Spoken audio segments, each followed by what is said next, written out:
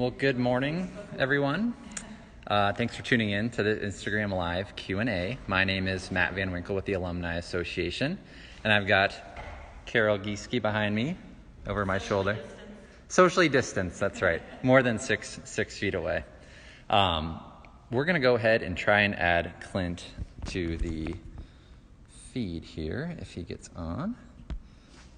But right now what we'll kind of do is show you kind of where we're at the Alumni Center.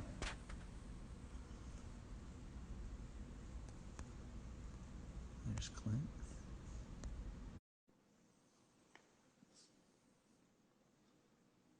So we are on the third floor of the Alumni Center in the Mentee Boyd Executive Lobby. If any of you guys have ever been up here. Carol, I thought it was interesting yesterday. We put out a poll on our Instagram, and 53% of people, I believe, had said they'd seen the mural, and about 47% of people said they hadn't yet. So I thought, and there's Clint. Hey, Clint. Hey, how you doing, Matt? Good, how are you? Good. Well, thanks for joining us today. We want to just give you a quick introduction to our audience as well. We're excited to be joined by you today. Obviously, you're home, socially distant, but we're here at the Alumni Center. Clint, you're a 1987 graduate of Iowa State with a degree in graphic design. You're also a life member of the Alumni Association and an Iowa native, a fifth-generation artist designing and handling one-of-a-kind pieces like the one we'll show today. His award-winning art is represented in private, public, and corporate collections, and he is the artist who was commissioned to create the spirit of Iowa State, where we are at today. So, Clint, thanks again for joining us. How are you? Very good. Nice to be here. Great, perfect. So we're just going to kind of throw you a question. And also, if anybody on the chat has any questions, feel free to ask, write them, we'll get them over to Clint, see if he can do his best to answer them for us. We got a few people commenting already, Clint. I see that. Says, hi, Clint, and the ISU College of Design Center. Congratulations, Clint. Great work from a design alum. So, Clint, first question. How were you approached about creating the mosaic here at the Alumni? It's quite a while ago, but I was friends with Jeff Johnson. I think everybody is friends with Jeff Johnson, and they approached me saying that they were looking for a mural in the new Alumni Center. It was still being built at the time, and they were looking for artists to submit RFPs to give an idea of what should go up there. And they had artists give proposals and give presentations. And I was chosen, and I was very happy to work with that committee. Very good committee. Carol Gwinsey was outstanding, and they had all kinds of ideas. It's fun coming up with the concept and everything that went into that. Sure. So the mural, as you guys tells a bunch of different stories. It shows kind of the student experience. You can see the student there at the far left, kind of arriving on campus. It shows different elements of history of Iowa State. You can see here the Campanile, football player, and Bisha represented there. It also shows kind of some of the beauty of the campus and the academic excellence of Iowa State. So, Clint, just talk about how this design kind of came to be and how you wanted to kind of visually show those different elements here that's represented. Well, it's one of those projects, where do you start? And again, working with that committee, we had a list of ideas that we wanted to include, including the traditions of Iowa State that the Alumni Center or the Alumni Association promotes, all of the different traditions, and we'll talk about those, I'm sure. But we had that, just the idea of what it is to be an Iowa State alumni, a student there. And I'm sure everybody who's been there knows, the campus is outstanding, and we wanted to include the look of some of the beautiful landscaping and architecture that is on campus. And you see one of the columns there from Beardshire. There's a campanile in there. it just where do you stop? There's so many things that we could put in there, but we try to pack in as many items as we could, and show it in a good way that when people come in, the main idea I think of the mural was to become a catalyst, generating conversations. When people would walk in the building, they'd start, just bring up memories of what it was when they were there. And it was fun to do myself, just coming up with ideas, things that I enjoyed when I was there, that maybe students way before me and after me would be enjoying at the same time. Things that just kind of get ingrained into you as an Iowa Stater. Great. We did have a question that got some on our program yesterday. This one comes from Kate. She's wondering what your favorite scene or item in the mural is and why.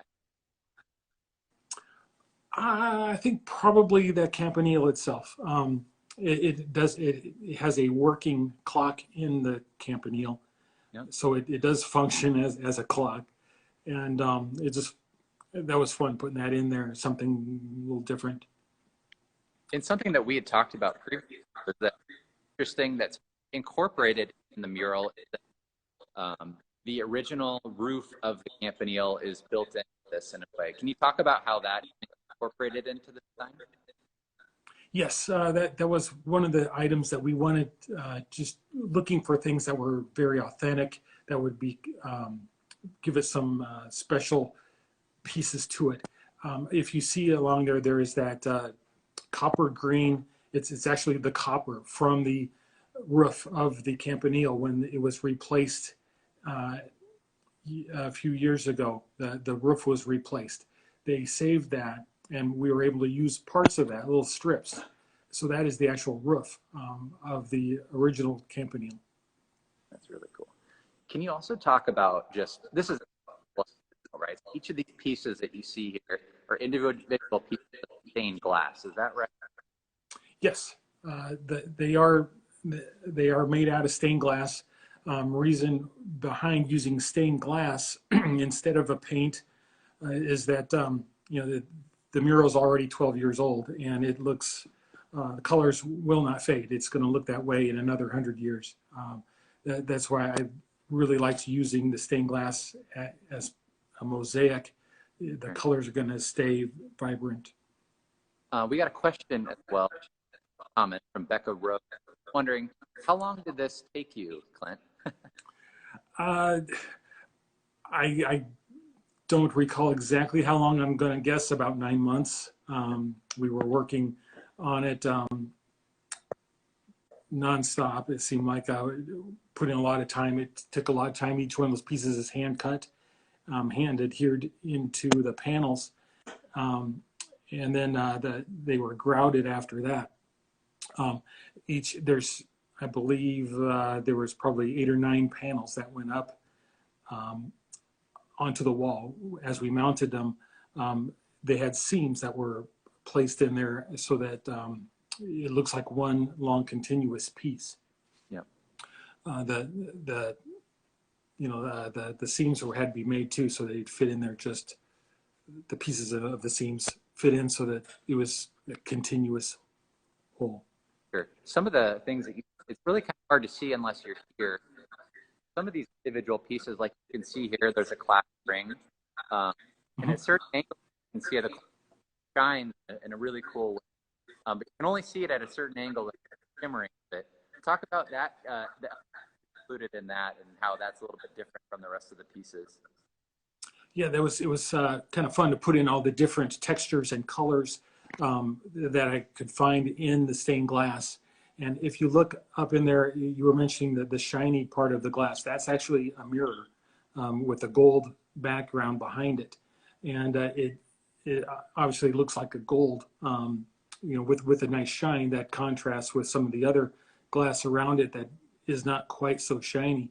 And there's so many textures in there. If you look like in those bushes where you're at there, Matt, that's a little bit more texture in those bushes, in the glass itself, and in the grass. If you see the mottled look of that glass right there. It gives it Yeah. just a nice contrasting texture to some of the other glass around it. And there's different thicknesses. There's the jewel in the middle of that ring Yeah. that was thicker glass. That was actually, the glass comes from all over the world. That glass, I believe, was from Germany, and it's a very thick glass that kind of helped it pop out from the rest of the surface and gave it a little bit of dimensionality. So Clint, you were a student here back in graduate in 1987 with a degree in graphic design. So, Yes. but imagine a lot of you are really more personal to you, things that you experience, maybe the architecture on campus, right? I think a lot of that was an inspiration to you as well. Well, it's huge inspiration. I love the work of Christian Peterson. Christian Peterson. Yes, he does his work there with all of the sculptures on campus was very inspiring to me at the time, and I wanted to make sure to include some of that into the piece itself. And see one of his pieces there that's outside of the Memorial Union, the fountain, and that's one nice thing about the museums has done a great job of bringing in so much artwork onto the campus that is inspiring, hopefully, to students and faculty there. It's a great campus. So one of the other cool tidbits about the piece is that the pieces that were used creating this, right? Maybe talk about how that came to be. There's about 28,000 pieces, individual pieces that make up this mosaic. And why is that kind of important? Why is that cool? Well, it was a happy accident, and actually my daughter, Rebecca, counted some of the pieces. We didn't intend to have that many in particular, but it came to be that when we were just about done, we were very close to, at that time, there was 28,000 students attending. And so we found out, okay, this number is so close. It was symbolic. I thought, the mural itself is a whole, but it's made up of 28,000 pieces. And same with the university. It's a unified group of people that are all there for a purpose of education. And that was symbolic, possibly, of this mural. That okay, it's a bunch of little pieces, all from all over the place. Different countries, different areas of the country, and they all have their own look, their own color, their own purpose on that board. But together, it has a meaningful, hopefully a meaningful message. And same with the university, the students there. Together, they are Iowa State, and we called it, the name of the mural is The Spirit of Iowa State. Right. So I thought that all kind of fit together nicely. So Clint, you have had two daughters that graduated from Iowa State now, right? Yes. Great. And so what did it mean to you to have those two. that family element where you had two daughters graduate from Iowa State? What did it kind of just mean to you overall to be able to create this piece for your alma mater? Well, it was an honor, quite an honor, to be able to be chosen and to represent the Alumni Association in that beautiful building, to get a chance to help other alumni get memories and things that we all have in common, and bring it all together into a piece of artwork. And then to have my daughters there, we have a lot of memories and a lot of good feelings towards Iowa State. It's a great place to be, and we're grateful. Great. So we had another question come in. They keep wondering where this is on display. So Sage, this is located on the 3rd floor of the Alumni Center. So if you come in through the main doors here on the stairwell, so this is facing east. We're in between Jack Trice Stadium and Hilton Coliseum. So right in the parking lot here, if you come in through the steps and you come up to the 3rd floor, this is where the mural's at. This is really kind of a cool space too. You can see Carol standing along the stairwell there, but this is really kind of a cool space to kind of come hang out and visit with alumni. There's actually something that you may have not have known, Clint, but there are a bunch of old the bomb yearbook back here from dating back to 1895, 1894. So if you have a family member or somebody that was at Iowa State at that time, come out and check out the yearbooks. The walls are lined with them. So lots to do up here and kind of see. It's kind of a fun place to come hang out. Matt, if I could interrupt too, that if you get a chance, if you haven't been into that building before, there's so much symbolic pieces in the architecture itself that reflects the architecture in the campus. There's so many. Look at that letter sweater up there. There's so many pieces of history in that building. Grab somebody on staff and have them point out some of the pieces. It's just it's unbelievable and inspiring, all the pieces that are in there, and it's worth the trip. It really is. And Carol might be able to elaborate some on this, but the roof here in the 3rd floor is actually symbolic of the campanile. As you can see, the design of it kind of makes that peak at the top. So that's something that's one of the areas of symbolism. Are there others, Carol, that we're missing that are areas of symbolism in this 3rd floor here? We have a lot of pieces from elsewhere on campus. We have the brackets that are holding our mantle over our fireplaces. We have 3 fireplaces. The brackets all came from the old English office building on campus. We have some old desks up on this floor that were from the physics building. Some of our alumni have recognized that maybe they even sat in those chairs. We just have kind of an extraordinary number of things in our building that you represent actually came from campus. Yeah. And a lot of the stairway itself is also historic, right, isn't it? Yeah. So I believe, correct me if I'm wrong, but I believe the stairway is somewhat representative of Curtis and Beard Cheer. Beard Cheer. Okay. Yep. So the steps here mimic kind of the Beard Cheer steps. So really kind of a cool space, a very cool building to come check out. When we are back open, fortunately we are closed to the public right now, but we thought we'd take this time to kind of give you guys an inside look at this piece and give you a little bit of the history behind it. Clint, anything else that you wanted to add about this piece and just kind of what went into making it, or any final? Well, I don't know if we mentioned it's 6 foot by 38 foot and 28,000 pieces. Yeah. It was a pleasure to do that.